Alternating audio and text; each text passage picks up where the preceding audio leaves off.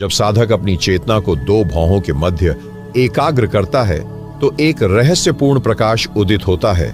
यह कोई कल्पना नहीं बल्कि दिव्य अनुभव का प्रवेश द्वार है। यही वह स्थल है जहां आत्मा और परमात्मा की पहली झलक मिलती है। इसे आज्ञा चक्र कहते हैं, लेकिन योगानंद इसे केवल एक ऊर्जा केंद्र नहीं बल्कि ईश्वर से संवाद का द्वार मानते थे। आज्ञा चक्र पर ध्यान केंद्रित करते ही प्रकाश की एक बिंदी, फिर एक वृत्त और अंततः नीले रंग के भीतर सुनहरी आभा से घिरा एक सफेद तारा दिखाई देता है। यह कोई सामान्य दृश्य नहीं, यह तीसरी आंख की दहलीज है जहां समस्त चेतना स्थिर हो जाती है। लेकिन यह दृष्टि तभी प्रकट होती है जब मन पूर्ण मौन में डूब जाए। दर्शकों, इस रहस्यपूर्ण यात्रा पर आपका स्वागत है। यह कोई साधारण वीडियो नहीं बल्कि आपकी आत्मा की पुकार का उत्तर है। यदि आप भी वर्षों से इस प्रश्न में उलझे हैं, क्या ईश्वर को देखा जा सकता है, तो रुकिए, गहराइयों में जाइए और यह श्रृंखला अंत तक देखिए। हर शब्द आपको अपने भीतर की उस आंख तक ले जाएगा जिसे बंद कर लेने से संसार रुकता नहीं बल्कि खुलता है। यह ध्यान, यह विज्ञान, यह सत्य केवल जानने का नहीं, अनुभव करने का आमंत्रण है। तो तैयार हो जाइए, अब हम चलेंगे वहां जहां देखना बंद कर देने पर असली दर्शन शुरू होता है। योगानंद ने कहा था कि जब कोई साधक अपने ध्यान को पूरी श्रद्धा से आज्ञा चक्र पर स्थिर करता है तो यह ज्योति प्रकट होती है, जैसे किसी ने अंधेरे आकाश में एक तारा प्रज्वलित कर दिया हो। पर यह तारा बाहर नहीं, भीतर चमकता है। यह आपकी तीसरी आंख का उद्घाटन है जहां से आत्मा की उड़ान शुरू होती है। यह प्रकाश स्वयं ईश्वर की उपस्थिति है। यह सिर्फ देखने का अनुभव नहीं, विलीन हो जाने की प्रक्रिया है। जो साधक इस बिंदु पर टिक गया वह समय और स्थान की सीमाओं से मुक्त हो जाता है। वहां न कोई स्मृति होती है, न भविष्य की कल्पना, केवल एक नितांत मौन। और उसी मौन में सुनाई देता है अनहद नाद व दिव्य कंपन, जिसे योगानंद ने ईश्वर की ध्वनि कहा। वही ध्वनि जो इस प्रकाश में लयबद्ध होती है। जब साधक उस प्रकाश में विलीन होता है तभी पहली बार वह जानता है कि देखना क्या है, सुनना क्या है और जागना क्या है। जागना तब होता है जब देखने वाला स्वयं ही दृष्टि बन जाए। जब साधक अपनी चेतना को आज्ञा चक्र में लयबद्ध करता है तो धीरे धीरे आंखों से देखना बंद हो जाता है और आत्मा देखना शुरू करती है। यह कोई कल्पना लोक नहीं बल्कि उस सूक्ष्म आयाम का प्रवेश द्वार है जिसे हम दिव्य कहते हैं। योगानंद कहते हैं कि तीसरी आंख से दिखाई देने वाला प्रकाश स्थिर नहीं होता, वह एक जीवित सत्ता है। वह बदलता है, गहराता है, बुलाता है। जैसे जैसे ध्यान गहरा होता जाता है वैसे वैसे वह ज्योति आपके अंतःकरण में उतरने लगती है। यह वही क्षण होता है जहां साधक अपने शरीर को नहीं, चेतना को अनुभव करता है। वह अब आंखों से नहीं देखता, वह स्वयं प्रकाश बन जाता है। यह प्रकाश कभी कभी एक द्वार की तरह खुलता है और कभी एक सुरंग की तरह आपको भीतर खींचता है। लेकिन एक बात निश्चित है, यह ज्योति आपको आपके पुराने अस्तित्व से बाहर निकालती है। आप जो थे वह समाप्त हो जाता है और जो आप वास्तव में हैं वह प्रकट होने लगता है। तीसरी आंख की शक्ति केवल देखने तक सीमित नहीं है, यह आपके भीतर के संदेह, भ्रम और भय को जलाकर भस्म कर देती है। यहां समय नहीं होता, केवल उपस्थिति होती है। इस उपस्थिति में योगानंद ने वह शांति अनुभव की थी जो शब्दों से परे है। उन्होंने कहा था कि यह प्रकाश ही ईश्वर है। यदि तुम इसे देख सको तो समझो कि ईश्वर तुम्हारे भीतर प्रकट हो गया। ध्यान रखना, यह प्रकाश तब प्रकट होता है जब तुम्हारी चेतना प्रश्न करना बंद कर देती है, जब तुम केवल एक मौन खोज में डूब जाते हो। वहां तर्क का कोई स्थान नहीं होता, वहां केवल समर्पण होता है। और जैसे ही समर्पण घटता है वैसे ही तीसरी आंख का केंद्र जागृत होता है। उस क्षण न सांस की आवाज सुनाई देती है, न बाहर की कोई हलचल, केवल एक दिव्य कंपन, एक आंतरिक आभा, एक सूक्ष्म पुकार। यही वह स्थिति है जहां योगानंद कहा करते थे, यह मत देखो कि क्या दिख रहा है, यह देखो कि कौन देख रहा है। पर बाहर नहीं, भीतर। ध्यान का सबसे बड़ा रहस्य यही है कि जहां हम सामान्य रूप से आंखों से देखते हैं वहां वास्तव में हमें भ्रम दिखाई देता है। पर जब तीसरी आंख जागती है तो दृश्य नहीं, सत्य दिखाई देता है। यह सत्य कोई रूप या आकार नहीं रखता, यह एक उपस्थिति है, शुद्ध उपस्थिति। योगानंद ने कहा था कि जब साधक पूरी मौनता से आज्ञा चक्र पर केंद्रित होता है तो जो पहली चीज सामने आती है वह कोई चमक नहीं बल्कि एक गहराई होती है, एक ऐसा रिक्त स्थान जो स्वयं प्रकाश से भर गया हो। यह कोई भौतिक प्रकाश नहीं, यह चेतना का प्रकाश है जिसे केवल वही देख सकता है जिसने स्वयं को खो दिया हो। उस क्षण जब साधक मैं से मुक्त हो जाता है तब तीसरी आंख की ऊर्जा संपूर्ण मस्तिष्क में फैल जाती है। यह ऊर्जा न केवल मानसिक स्पष्टता देती है बल्कि आत्मा के सूक्ष्म स्तरों को खोल देती है। यही कारण है कि कई साधकों को इस स्थिति में जाकर अपने पूर्व जन्मों की स्मृति, ब्रह्मांडीय ध्वनि और ईश्वर की उपस्थिति का अनुभव होता है। यह सब अनुभव केवल एक संकेत है, वे संकेत कि तुम सही मार्ग पर हो, पर इन संकेतों में रुक जाना भी एक भ्रम है। योगानंद कहते हैं कि जो केवल रोशनी देखकर रुक गया वह केवल द्वार तक पहुंचा, वह भीतर नहीं गया।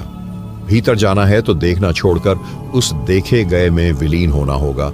यही ध्यान का चरम है। साधक को इस यात्रा में केवल एक ही चीज साथ ले जानी चाहिए, पूर्ण समर्पण। जब भीतर कोई अपेक्षा नहीं बचती तब वह ज्योति एक अग्नि में बदल जाती है जो तुम्हारे भीतर की सारी सीमाओं को जला देती है। वही अग्नि साधक को पुनर्जन्म नहीं, पुनर्जागरण देती है। इस रहस्यमयी अग्नि के स्पर्श से ही आत्मा को वह शुद्ध स्पंदन प्राप्त होता है जिसे योगानंद क्राइस्ट कॉन्शियसनेस कहते हैं। न ईसाई धर्म की बात है न किसी मत की।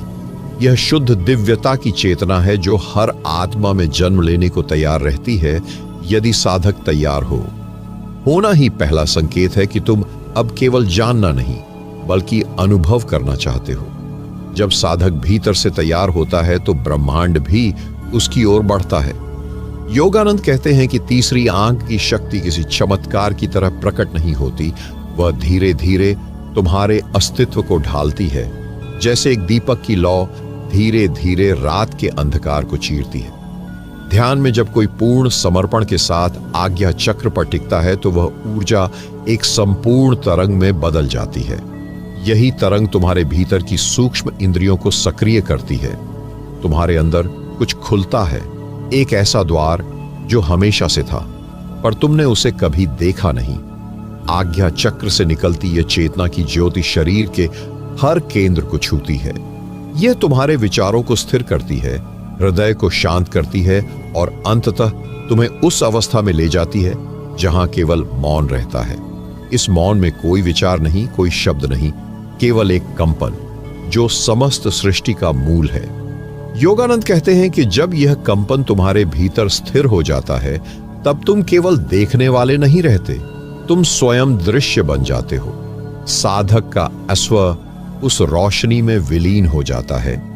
यही वह क्षण है जहां ईश्वर को देखना नहीं पड़ता, वह तुम में उतर आता है। और यह सब केवल तभी संभव होता है जब तुम उस अंतर्दृष्टि को विकसित करो जो तीसरी आंख देती है। यह अंतर्दृष्टि कोई कल्पना नहीं, यह चेतना का विस्तार है। इसमें भविष्य दिखाई देता है, भूत समझ आता है और वर्तमान पूर्ण प्रतीत होता है। यही है उस शक्ति का रहस्य जो सामान्य आंखें नहीं देख सकती। लेकिन ध्यान रहे, यह यात्रा आसान नहीं, यह स्वयं से परे जाने की प्रक्रिया है। और जितना तुम भीतर प्रवेश करते हो उतना ही तुम्हारा पुराना अस्तित्व टूटता है। उस टूटन को स्वीकार कर पाना ही साधना का सबसे बड़ा तप है। अब यही तप तुम्हें अगले स्तर पर ले जाएगा जहां केवल आत्मा बोलती है और शरीर मौन हो जाता है। जब केवल शब्दों की अनुपस्थिति नहीं बल्कि आत्मा की उपस्थिति बन जाए तभी वह सच में ध्यान बनता है। योगानंद ने मौन को ईश्वर का सबसे स्पष्ट रूप कहा है। जब तीसरी आंख खुलती है तो मौन केवल बाहर नहीं भीतर भी गूंजता है। यह कोई साधारण शांति नहीं, यह ब्रह्मांडीय मौन है, वह जिसमें सृष्टि की सभी ध्वनियां समाहित हो जाती हैं। ध्यान की उस गहराई में जब साधक जाता है तब उसे अपनी सांसों की भी खबर नहीं रहती। वह भीतर उतरता चला जाता है और फिर एक क्षण आता है जब भीतर से एक उजाला फूटता है। यह ज्योति स्थिर होती है और वह मौन उस ज्योति का रूप ले लेता है। यह वह जगह है जहां विचार ठहर जाते हैं, समय रुक जाता है और चेतना फैल जाती है। योगानंद ने इस स्थिति को प्रकाश और मौन का संगम कहा था। यह कोई दर्शन नहीं, कोई मत नहीं, यह एक जीवंत अनुभव है। जब यह अनुभव आता है तो तीसरी आंख केवल दिखाती नहीं, वह तुम्हें भीतर खींचती है। तुम उस मौन का हिस्सा बन जाते हो जो हर जीव में पहले से है पर सोया हुआ है। उस मौन में प्रवेश करने के बाद तुम्हारा कोई प्रश्न नहीं रहता, सब कुछ उत्तर बन जाता है। न दुख रहता है, न सुख की कामना। वहां केवल एक अनुभूति बचती है कि तुम हो, पर उस अतुम में अब मैं नहीं है। तीसरी आंख की ऊर्जा इस मौन को स्थिर करने के लिए ही है। यह तुम्हें हर स्तर पर संतुलित करती है, शारीरिक, मानसिक और आत्मिक। यह संतुलन ही तुम्हारे भीतर उस आकाश को जन्म देता है जिसमें चेतना एक स्वतंत्र पक्षी की तरह उड़ती है। और इसी उड़ान में साधक को वह दृष्टि मिलती है जिसे देख पाना सामान्य आंखों के लिए असंभव है। यह दृष्टि समय से परे है और इसी दृष्टि को योगानंद ने दिव्य दृष्टि कहा है। अब यह दिव्य दृष्टि अगली अवस्था की ओर ले जाएगी, जहां सृष्टि की आवाज भीतर सुनाई देती है। ध्वनि जब बाहर से नहीं भीतर से उठती है तो वह केवल सुनाई नहीं देती, वह आत्मा में समा जाती है। योगानंद कहते हैं कि तीसरी आंख जब जागती है तो सबसे पहले एक सूक्ष्म ध्वनि सुनाई देती है। यह कोई साधारण ध्वनि नहीं, यह ओंकार की स्पंदनशील गूंज है, एक कंपन जो सृष्टि के मूल में है। यह वही ध्वनि है जिसे प्राचीन ऋषियों ने अनाहत नाद कहा। यह बिना किसी यंत्र के उत्पन्न होती है और केवल वही इसे सुन सकता है जिसने ध्यान में पूर्ण तल्लीनता प्राप्त कर ली हो। यह ध्वनि कोई शब्द नहीं कहती, पर हर उत्तर उसमें छिपा होता है। जब साधक आज्ञा चक्र पर स्थिर होकर मौन में उतरता है, तब यह ध्वनि धीरे धीरे प्रकट होती है। कभी यह घंटी जैसी, कभी बांसुरी की तरह और कभी जैसे गगन में कोई अदृश्य वीणा बज रही हो। यह रूप बदलती है क्योंकि यह तुम्हारी चेतना के स्तर के अनुसार आकार लेती है। योगानंद ने इसे दिव्य संगीत कहा, एक ऐसा संगीत जो ईश्वर का स्पर्श लिए हुए होता है। इस ध्वनि का अनुभव होने के बाद साधक को अपनी सीमित सत्ता पर हंसी आने लगती है, क्योंकि वह समझ जाता है कि वह तो इस दिव्यता का एक छोटा अंश मात्र है। यह ध्वनि ही तुम्हें उन सूक्ष्म लोकों की यात्रा पर ले जाती है जहां केवल ऊर्जा है, प्रकाश है और प्रेम है। वहां शब्दों का कोई अस्तित्व नहीं होता, केवल अनुभव होते हैं और यह अनुभव चेतना के हर कोश को छू लेते हैं। इस गूंज में स्वयं को खो देना ही साधना का सार है। जब साधक इस ध्वनि में इतना विलीन हो जाता है कि उसे अपना अस्तित्व भी प्रतीत न हो, तभी वह जान पाता है कि तीसरी आंख केवल देखने का नहीं, सुनने और समझने का भी केंद्र है। अब इस दिव्य ध्वनि की यात्रा साधक को एक ऐसी स्थिति में ले जाती है जहां वह स्वयं को देह से परे अनुभव करता है, एक शुद्ध चेतनता के रूप में। चेतनता जब सीमाओं से मुक्त होती है तो वह केवल जागरूकता नहीं रहती, वह एक शक्ति बन जाती है। योगानंद कहते हैं कि जब साधक तीसरी आंख के माध्यम से भीतर उतरता है तो उसे अपने शरीर का बोध धीरे धीरे मिटने लगता है। शरीर वहीं होता है लेकिन साधक उससे परे चला जाता है। यह चेतनता का विस्तार इतना सूक्ष्म होता है कि तुम स्वयं को हवा में तैरते हुए अनुभव करने लगते हो। यह कोई स्वप्न नहीं होता, यह उस सत्य का स्पर्श होता है जो हमेशा से था पर तुम्हारी पकड़ में नहीं था। आज्ञा चक्र में स्थिर होकर जब ध्यान गहराता है तब चेतनता एक वृत्त की तरह फैलती है। वह तुम्हारे चारों ओर नहीं बल्कि भीतर ही भीतर अनंत में प्रवेश करने लगती है। तुम किसी केंद्र की ओर खींचते हो, एक ऐसा केंद्र जो कहीं नहीं फिर भी हर जगह है। योगानंद ने इसे ईश्वरीय चेतनता कहा, वह स्थिति जहां तुम न स्वयं हो न दूसरा, सब कुछ एक ही चेतन रेखा में समाहित हो जाता है। वहां कोई द्वैत नहीं रहता, केवल अद्वैत की मौन उपस्थिति होती है। इस अवस्था में तीसरी आंख का रहस्य और गहरा होता जाता है। तुम केवल देख नहीं रहे, तुम ब्रह्मांड को समझ रहे हो, उसकी गति को, उसकी गहराई को और अपने भीतर उसकी प्रतिच्छवि को अनुभव कर रहे हो। जब यह चेतनता स्थिर हो जाती है तो तुम्हारा संपूर्ण अस्तित्व एक तीव्र प्रकाश में डूब जाता है। तुम अब शरीर नहीं हो, नाम नहीं हो, विचार भी नहीं, तुम बस एक शुद्ध ऊर्जा हो, एक शुद्ध आत्मा। और यह आत्मा जब स्वयं के वास्तविक स्वरूप को जान लेती है तो वहीं से आरंभ होती है आत्मबोध की यात्रा। यही वह द्वार है जहां आत्मबोध कोई उपलब्धि नहीं बल्कि स्मरण है उस सत्य का जो तुम पहले से हो पर भुला चुके हो। जब तीसरी आंख खुलती है और चेतनता अपने पूर्ण विस्तार में पहुंचती है तब आत्मबोध स्वतः घटित होता है। यह किसी विचार से नहीं आता, यह अनुभव से आता है, एक आंतरिक प्रत्यक्षता से, जैसे सूरज खुद को जान ले। योगानंद कहते हैं कि आत्मबोध तब आता है जब साधक मैं कौन हूं के प्रश्न को गहराई से पूछना छोड़ देता है और उत्तर में विलीन हो जाता है। यह उत्तर शब्दों में नहीं आता, यह एक मौन रोशनी के रूप में प्रकट होता है, एक ऐसी रोशनी जो आंखों से नहीं आत्मा से देखी जाती है। आज्ञा चक्र की साधना जब परिपक्व हो जाती है तब आत्मबोध एक दिव्य जागृति बनकर उतरता है। तुम्हें प्रतीत होता है कि अब तक तुम जो कुछ भी समझते थे वह केवल परछाइयां थीं। असली तुम तो वह हो जो शरीर से पहले था और शरीर के बाद भी रहेगा। यह आत्मबोध केवल तुम्हारे बारे में नहीं होता, यह उस चैतन्य की पहचान है जो समस्त ब्रह्मांड में व्याप्त है। जब यह बोध स्थिर होता है तब तुम हर वस्तु में अपनी ही प्रतिछाया देखने लगते हो। तब कोई पराया नहीं होता, कोई भय नहीं होता। योगानंद इसे आत्म ईश्वर की पहचान कहते हैं, जहां आत्मा और परमात्मा में कोई भेद नहीं रह जाता। तीसरी आंख अब केवल ज्योति नहीं दिखाती, वह आत्मा का द्वार बन जाती। और जब आत्मबोध पूर्ण होता है तब साधक में करुणा का सागर फूट पड़ता है। वह जानता है कि हर जीव उसी चैतन्य का अंश है। अब उसका ध्यान केवल अपने मोक्ष पर नहीं, समष्टि की मुक्ति पर केंद्रित हो जाता है। यहीं से आरंभ होता है वह प्रेम जो न भावनात्मक है न सशर्त, बल्कि वही दिव्य करुणा जो ध्यान की अंतिम अवस्था है। इसी प्रेम से जुड़ता है करुणा उस क्षण जन्म लेती है जब साधक अपने भीतर हर आत्मा की पीड़ा को सुनने लगता है। यह कोई साधारण संवेदना नहीं होती, यह आत्मा की वह तरंग होती है जो सृष्टि की हर पीड़ा को अनुभव करती है बिना किसी भेद के। योगानंद कहते हैं जब तीसरी आंख पूरी तरह सक्रिय हो जाती है तो वह केवल ज्योति या ध्वनि नहीं दिखाती, वह तुम्हारे हृदय को ब्रह्मांड के हृदय से जोड़ देती है। अब तुम केवल व्यक्ति नहीं रहते, तुम एक दर्पण बन जाते हो जिसमें सब कुछ परावर्तित होता है। इस अवस्था में करुणा एक ऐसी शक्ति बन जाती है जो साधक को सेवा की ओर प्रेरित करती है। अब वह केवल ध्यान में नहीं बैठता, वह प्रेम के कर्म करता है।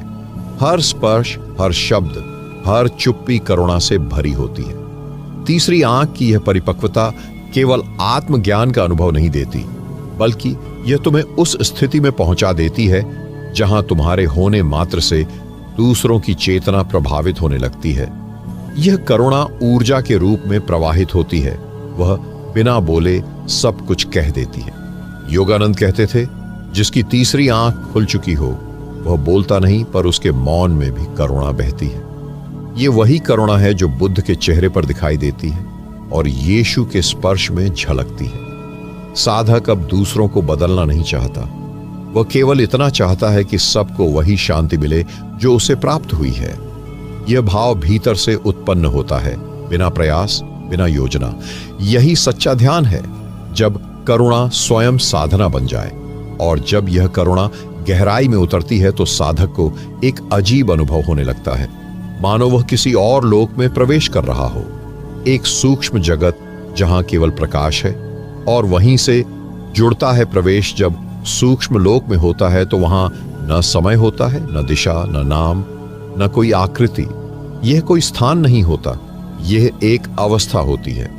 तीसरी आंख के केंद्र से जब चेतना उस सूक्ष्मतम द्वार को पार करती है तब साधक एक दिव्य कंपन में समा जाता है। योगानंद इसे सुपर कॉन्शियस ट्रांस कहते थे, एक ऐसी स्थिति जहां विचारों की ध्वनि लुप्त हो जाती है और शुद्ध उपस्थिति ही शेष रहती है। वहां न प्रयत्न है न आकांक्षा, वहां केवल अनुभव है, पर अनुभव भी शब्दहीन। यह वही बिंदु है जिसे भारतीय ऋषियों ने तुरीय कहा और योगानंद ने इसे गॉड कॉन्टेक्ट कहा। तीसरी आंख अब बंद नहीं होती, वह एक स्थायी द्वार बन जाती है जहां से साधक कभी भी उस परम चेतना में प्रवेश कर सकता है। इस प्रवेश के बाद जीवन बदल नहीं जाता, बल्कि जीवन ही लुप्त हो जाता है। साधक अब जीवन नहीं जीता, वह स्वयं जीवन बन जाता है। उसके अस्तित्व की हर सांस ध्यान बन जाती है, हर दृष्टि प्रेम बन जाती है और हर मौन ब्रह्मांड से संवाद बन जाता है। योगानंद कहते थे, जिसने तीसरी आंख के रहस्य को जान लिया उसने ईश्वर को देख लिया। पर यह देखना नेत्रों से नहीं होता, यह उस चित्त से होता है जो अब सीमित नहीं रहा। अब साधक लौटता है संसार में, पर वह पहले जैसा नहीं होता।